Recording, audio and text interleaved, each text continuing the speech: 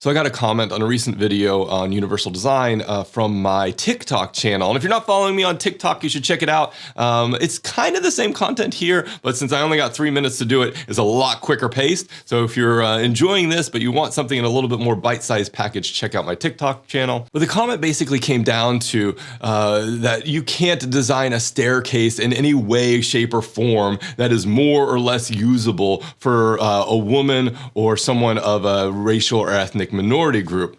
And this comment was just made in very bad faith. They basically took not a random example, but a very extreme example and tried to kind of devalue or undermine the value of what universal design is. And of course, it kind of silly because the commenter was commenting on a video where I hadn't even mentioned anything about staircases. And of course, when we talk about universal design, staircases and providing alternative means of going up and down a building are really important for someone who might use a wheelchair.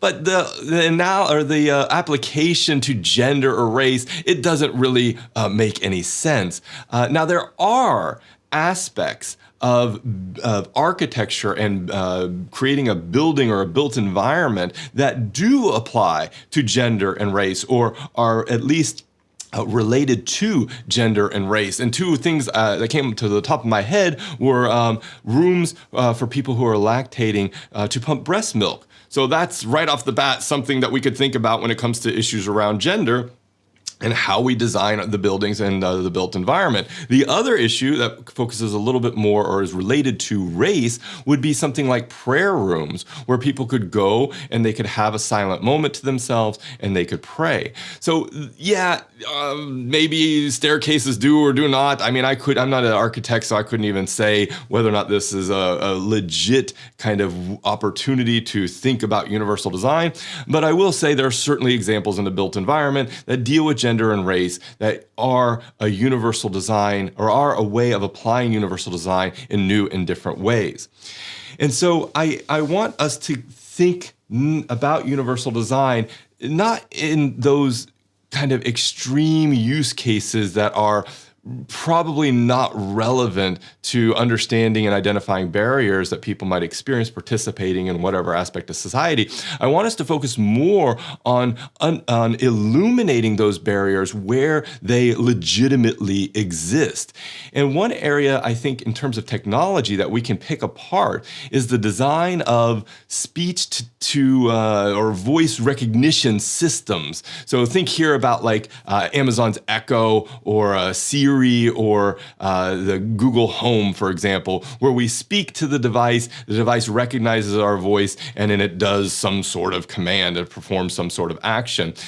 These technologies are well known to work more effectively with men's voices, and if we could even say further that men's voices speaking English without an accent, than for women's voices for people who are not speaking English, or people who are speaking English but with an accent or even a speech impediment. So that's a great example of the ways in which technologies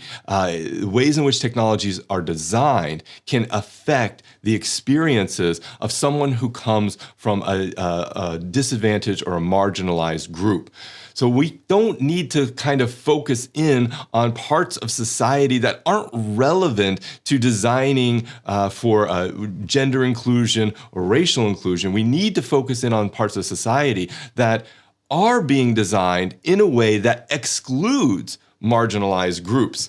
And I think the other place that I would really hone in on here is looking at aspects of government and the ways in which government provides services to individuals. Now, this could be health services and understanding the relationship between population, gender identities and the spectrums that comes with it, and providing health services online for a broader spectrum of gender identities.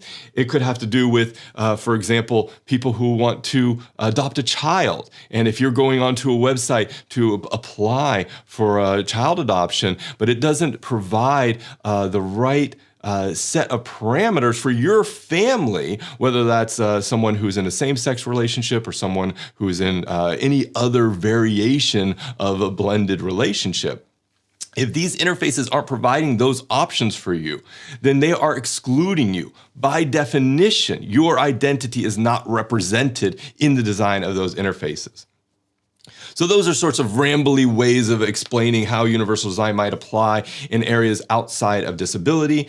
The other example that comes up a lot is social media. Now, social media is designed in a lot of ways to prioritize, especially when social media started coming out in the early 2000s, it's designed to prioritize anonymity over safety and security. And so we see all the time women and other marginalized groups being harassed, experiencing violence online in a very unsafe place, in an unsafe space, because of the way those technologies are designed. Now, a lot of social media companies are doing their best to kind of backtrack and try to figure out ways in which they can create safe spaces, but it's kind of a little bit too late. The cat, in a lot of respects, is already out of the bag. A lot of their business models are wrapped up in preserving the exact kind of issues that people are experiencing online, especially marginalized groups. So I would go flat out and just say that social media is not designed in a way that is usable and accessible for marginalized groups as it is for groups in positions of power. So those, again, are just a few examples. Universal design is a really critical way for us to understand better about how we can create a society where everyone can participate equally.